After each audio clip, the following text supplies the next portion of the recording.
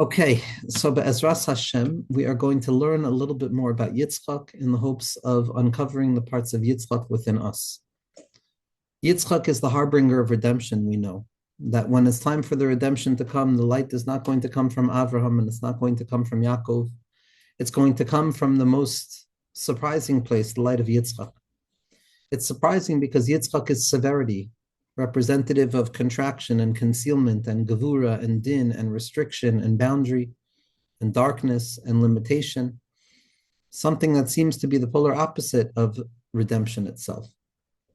But as Chazal teach us, that the crossing over the finish line towards redemption is only possible through Yitzchak.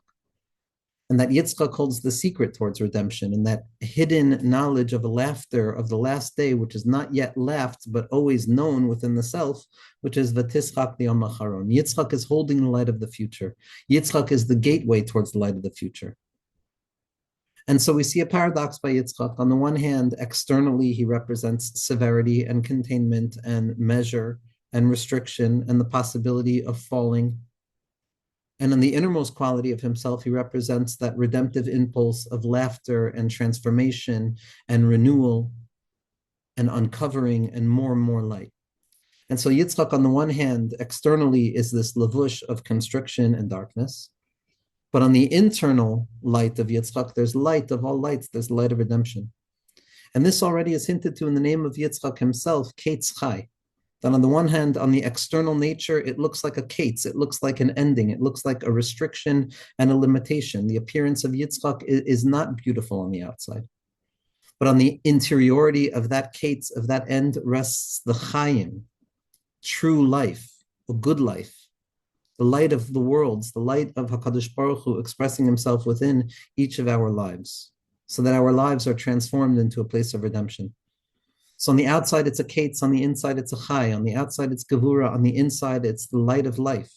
On the outside, it's containment and concealment and exile. On the inside, it's redemption and laughter and transformation. So in order to lean into understanding what this means for ourselves, we have to choose a particular path. Obviously, we could talk about everything and anything and meander, but let's try and focus on one particular path of trying to live with this mindset of Yitzchak Avinu, to be meritorious to that light of Re'ei Ra'inu, that when it comes to Yitzchak, as we've said so often over the years, there needs to be a double take. By Avram Avinu, at first glance, we can see the blessing, which is why it's surprising that that's not where redemption comes from. When it comes to Yitzchak, there has to be a double take, Re'ei Ra'inu. We have to look twice, because on the external nature of Yitzchak, it appears to be the opposite of growth and light and redemption. But when looking deeper, past that first glance, past that externalization of Yitzchak, we come to uncover the light of redemption. V'tischak liyom acharon, elu toldos Yitzchak. These are the offspring of Yitzchak, elu toldos haschoik. These are the offsprings, this is the genealogy of laughter, says the Zohar HaKadosh. Yitzchak's light is fundamentally tied up with laugh, laugh, laugh, fall apart, when concealment falls away and the light breaks free and everything is revealed. So externally, there's darkness, and on the inside, there's light. Externally, there's destruction. On the inside, there's growth. And what does this mean for us? And how do we access this place of Yitzchak within ourselves? To awaken our own individual moments of redemption, to awaken the collective redemption. When we'll be able to point to Yitzchak and say, Ki ata avinu, you were the one who got us through. And so what I want to utilize as the pathway forwards for this piece of Torah is going to be Rabbi Nachman's Sipurei Maisios, the 13th tale of the 7 beggars, in particular, the second beggar, the deaf beggar.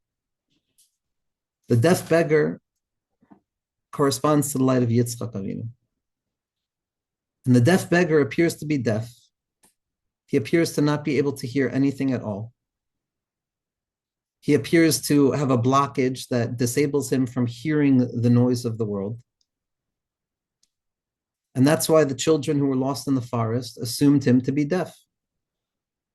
But then when it came to the Sheva Brachos and the return of the deaf beggar to offer his gifts, he suddenly reveals himself and he says, you thought I was deaf. You thought I was deaf, but in truth, I'm not deaf at all. I'm not deaf at all. I can hear better than the entire world. The children say on the second day of the Sheva Brachos, they were crying and they were yearning, how do we bring to us the deaf beggar that was there for us in the darkness of the forest? And in the midst of their yearning after him, suddenly he appeared and he said, here I am. And he embraced them and he showed them love and support. And he said to them, now I'm going to give you a gift that you should truly be like me, that you should live the good life like I do. Chaim tovim kamoni. Because in the beginning in the forest, I blessed you that you should live a good life like me when you thought I was deaf. But now I'm giving it to you as a gift that you should have a good life like I do. It's a complete gift given over to you so that you can yearn for it. And you guys thought that I was deaf. You thought I couldn't hear. I'm not deaf at all. It's just that the entire world doesn't comprise anything of significance that I should be paying too much attention to it. She'eshma hachisaron shalahem. I don't want to listen to the deficiency of the world. Because in truth, all of the voices and all of the noise of this world is emergent from lack and deficiency. Each and every person, each and everything is crying out with regards to its own particular lack. And even the voices of joy and gladness, says the deaf beggar, all of them only come about as a result of the previous lack that is now being filled, and that's what causes the joy. So the noise is either coming from the confrontation with deficiency or the joy of overcoming a prior deficiency. And I don't want to hear any of that, says the deaf beggar. By me, the entire world is not worth anything at all. That these noises of deficiency should be meaningful in front of me. Why? How is it that I'm free from hearing these noises of deficiency? Because I live a good life that has no deficiency. And I have proof of this. I have proof of this, that I live a good life from the country of wealth.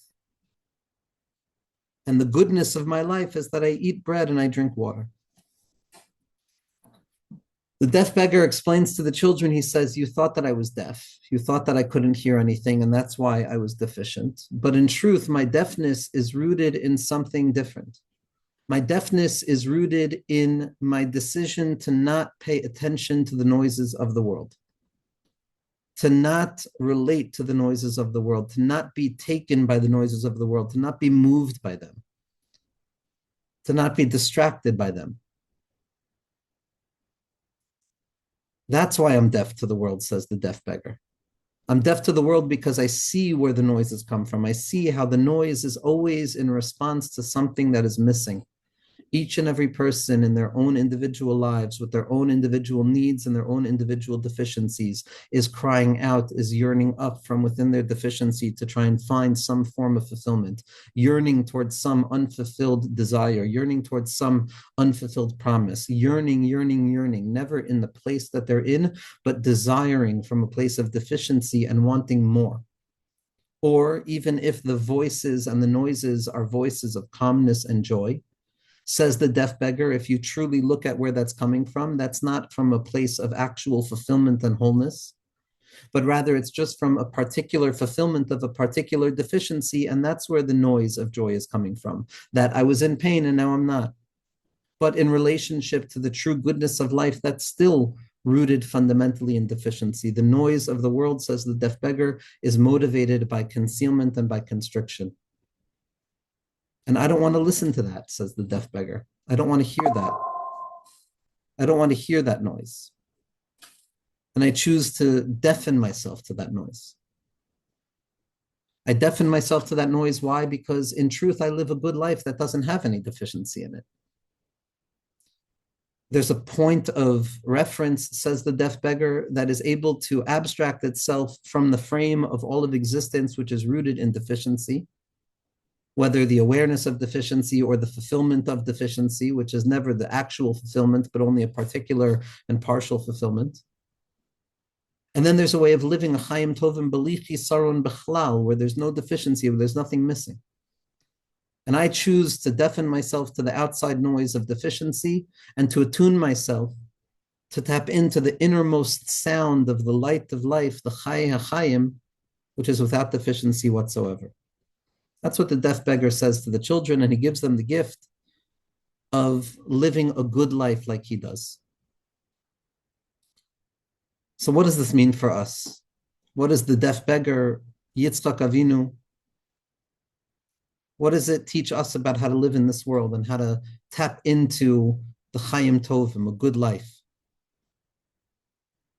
And so Rabbi Nassan, in describing what awoke in the second tale of the deaf beggar, he describes that he had missed the first tale of the blind beggar and he wanted to hear the second tale. He was amazed by the story. And he came to Rabbi Nachman, and at first it didn't work out, the timing didn't work out.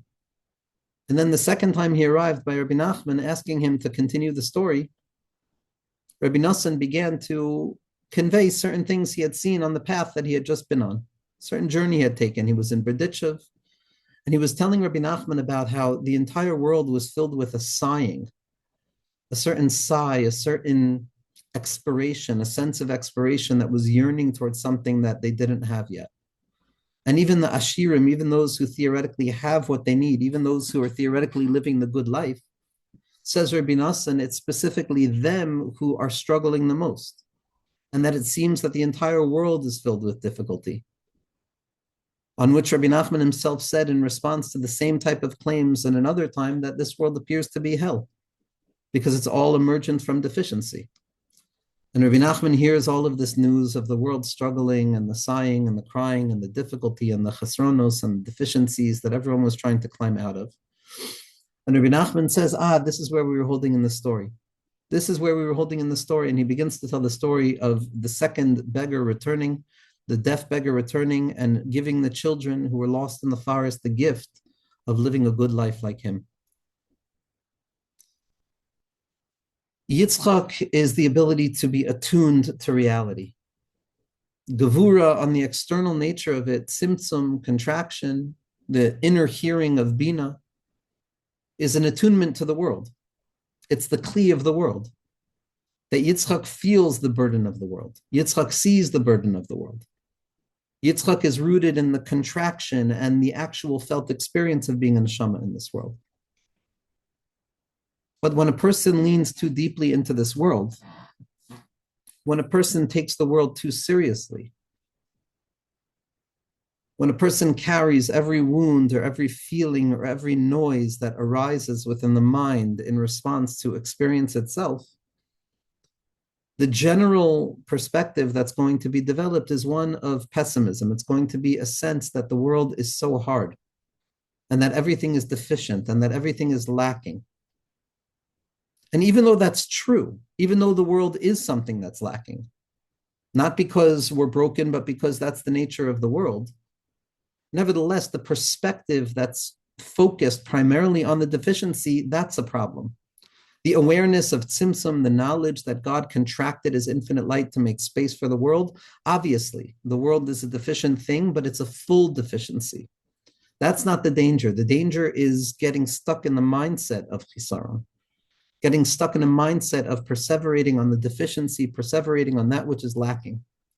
And even if that motivates growth, and even if that motivates me to fulfill that particular lack, and it drives me to find new ways of fulfillment in the world, nevertheless, that's still a voice, a noise, a joy that's dependent on a prior moment of deficiency. It's a chisaron that is now being filled. And that mindset of focusing on all of the different voices, all of the differentiated voices in the mind, in the world, in history, in the self at any given moment, it can take a person into a place of feeling that, you know what, this world is too difficult. God created me in such a deficient state. The world is such a deficient thing that there's no possibility of living a good life. This world is not good. This world, God forbid, appears to be antagonistic to the promise of goodness. That's what happens when a person gets stuck on the external nature of the tzimtzum, on the outer garment of Yitzchak, on the kates element of Yitzchak, on the attunement to the end of things. And everything in life is about ends. One thing ends, another thing begins. The changes, the ins and the outs, the ups and the downs, the shifts and the turns, all of that is rooted in the external nature of Gevura. And if a person only listens to that, then the deafening noise, is going to be so overwhelming that we're going to adapt postures of pessimism where we feel that we cannot draw down the good life, that we cannot enjoy ourselves, and that we cannot feel good about life. And this is what the deaf beggar comes along and teaches us, that we have to deafen ourselves to that noise. In spite of the fact that that noise might be true, in spite of the fact that the chisaron is real, and that a person has to be dorish to chisaron. Nevertheless, we have to protect ourselves because we cannot live only attuned to that noise that's emergent from deficiency, where I look at my life and I see what's missing, where I look at my life and I see the distance, where I look at my life and I see what's unfulfilled or unrecognized, etc., etc., etc. A person who wakes up with that being their mode of listening to the world is going to be perpetually disappointed and broken down by life to the point that I'm going to be stuck and I'm going to be conditioned to the pessimistic sound of moaning and sighing and groaning over what is missing. And the deaf beggar says, I choose a different path. And this is where we move from the external nature of Yitzchak into the internal nature of Yitzchak. I choose a different path. I choose not to listen to those chasronos, not because I don't hear them, but because I know how deafening they can actually be. And I know that a person can't live life like that. And so I choose to deafen myself to the outside noise and attune myself to an inner world. I choose to enter into a world, she'ein bo chisaron, a place that's free from deficiency. An inner, inaudible sound, a movement, the kala pnima de lo eshtame of pnimius bina, that inner voice that is unheard, that moves within the depths of the heart, that whispers to the self that everything is good. Everything is good. Tov ma'od, everything is good. Chaya chayim, there is a light of life present here. Underneath the noise, underneath the external nature of the Kates of Yitzchak rests the hidden point of chayim, the willingness to choose to tune out to the world and to tune in to the inner voice, which is the Ruach HaPeinu Mashiach Hashem, the fact that Hashem is revealing himself always by way of goodness, by way of light, by way of positivity, by way of affirmation, through the recognition that there is never any moment that I'm in that I cannot attach myself to the light of goodness, to grow a little bit more and to flood my world with Or Ein Sof, an infinite awareness of God's goodness, and that ultimately the entire purpose of creation is for God to bestow the ultimate capital G good upon creation in ways that we cannot even begin to fathom. I pause the noise of the outside and I tap in by way of necessity to that inner voice of enoughness, that inner voice of Chai Chayim Tovim, of the good life, of tapping into a place beyond deficiency. Not because I'm not aware of the noise of the deficiency, but because I'm aware that if I don't tune out from it, I'm going to be deafened from the inner light of Hashem whispering himself to me, of the inner dialogue, of the Sipurei Maisios and the richness that is taking place at the core of the self. As loud as the noise is on the outside, as loud as the external garments of Yitzchak feel, there always has to remain a place of the good life. There always has to remain that hidden point of goodness that is always in front of the eyes. That's always in front of the eyes. Yitzchak's ability to quiet down the outside and to draw down a drop of light from above the outside is the delicate nature of the work of redemption. That on the one hand, the mindset of Yitzchak is this contained mind that sees the world and all of its changes, that feels the self and all of its disorientations and all of its ups and its downs and its wins and its losses. But when trying to break free from that place, when trying to elevate oneself from that place of contraction and constriction, it's nearly impossible. It's nearly impossible. If a person is trying to break free from the jail cell of their mind, it's nearly impossible. A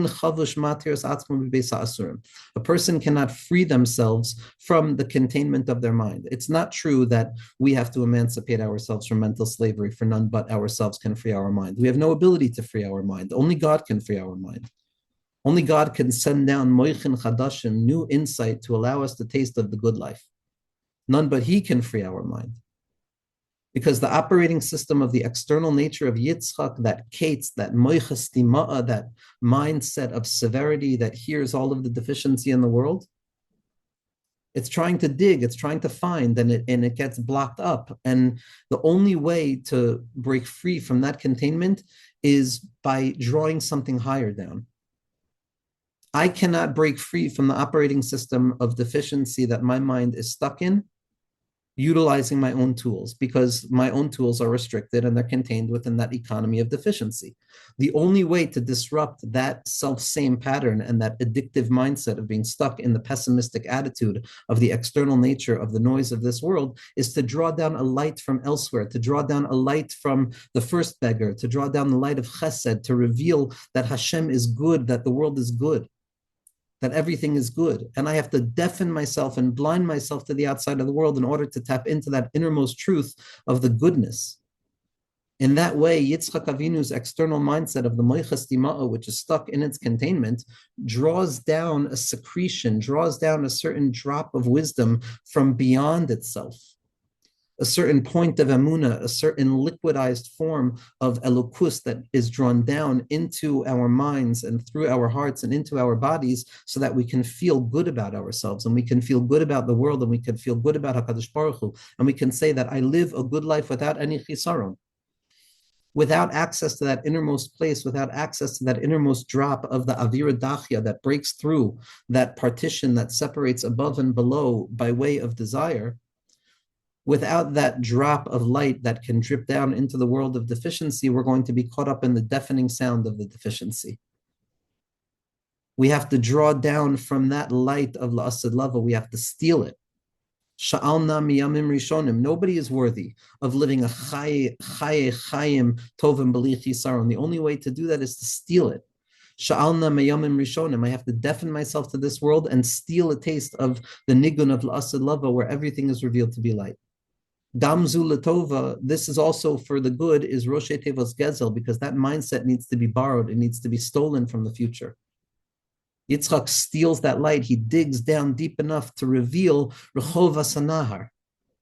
Through the effort of Bina trying to break free of its constricted mindset, the trying and the falling and the trying and the falling, suddenly there's a drop that comes down and it transforms itself into Rehova Sanahar.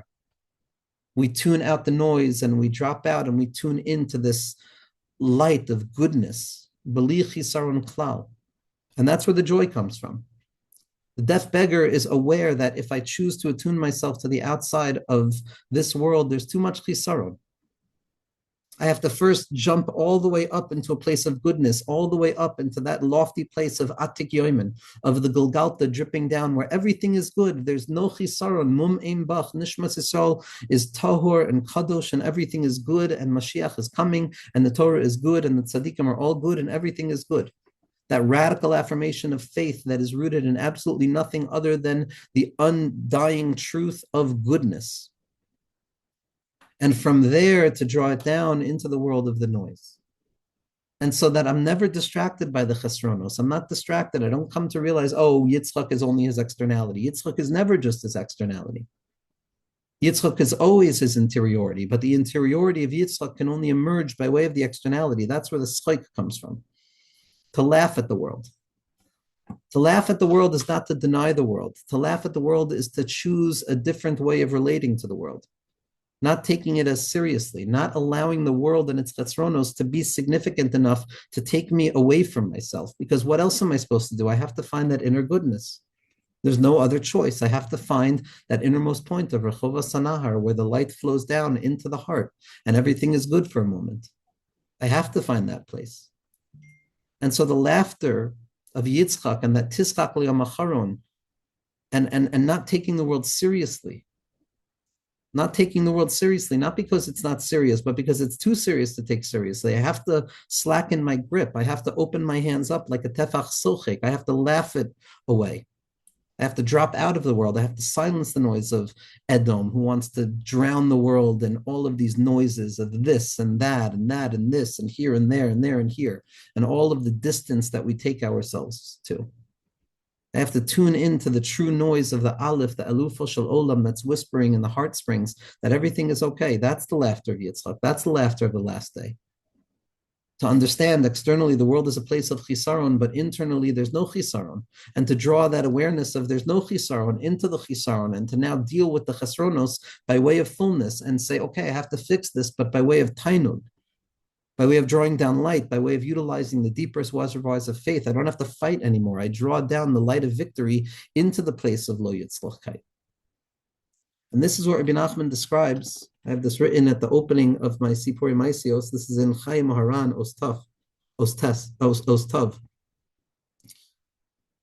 With regards to the way in which God runs the world now, which is really the path of Yitzchak. Hashem runs the world in accordance to the path of Yitzchak. We're in the Shemitah of Yitzchak. Everything appears on the outside to be Gevura, but on the inside, everything is filled with the light of redemption.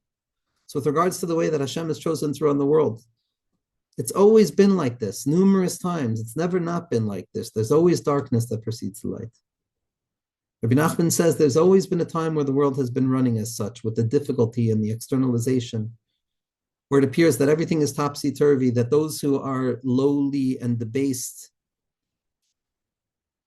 are judged as being elevated and righteous and worthy, and those who are worthy are debased. And the world has never really been operating in accordance with truth.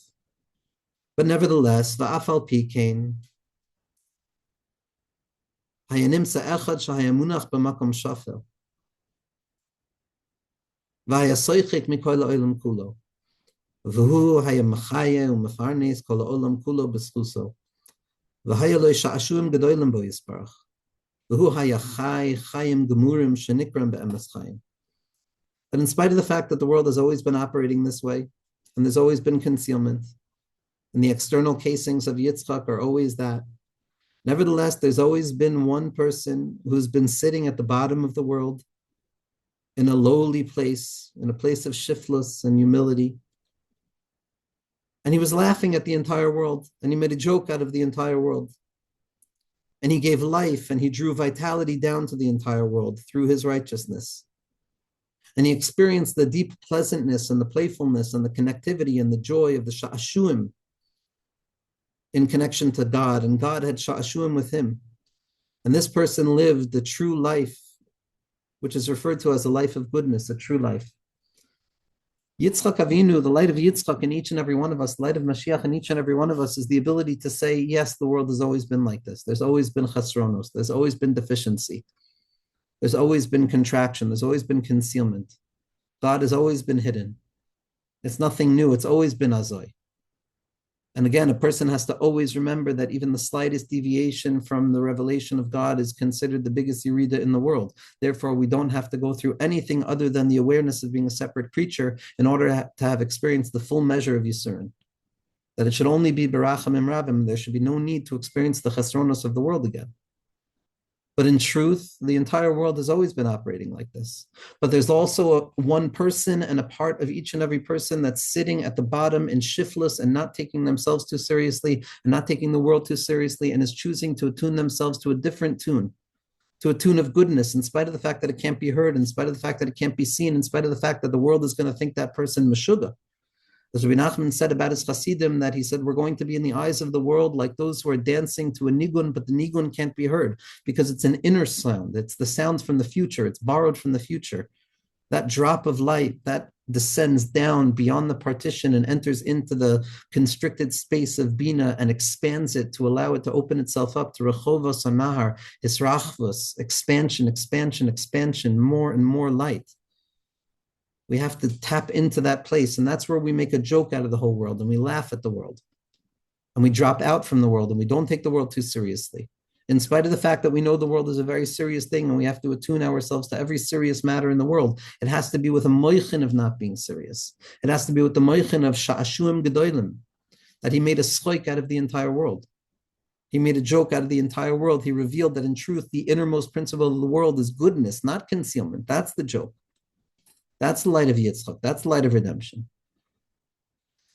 And so on a practical level, when we choose in moments in our lives to spend 2 minutes here, there, interrupting our days, prior to davening, prior to learning, prior to going into the day-to-day experience, to choose to drop out of the outside of the world and to listen to a sound of wholeness, to listen to the voice of wholeness, to hear that everything is good and the world is good and Gamzula Tova and everything is beautiful.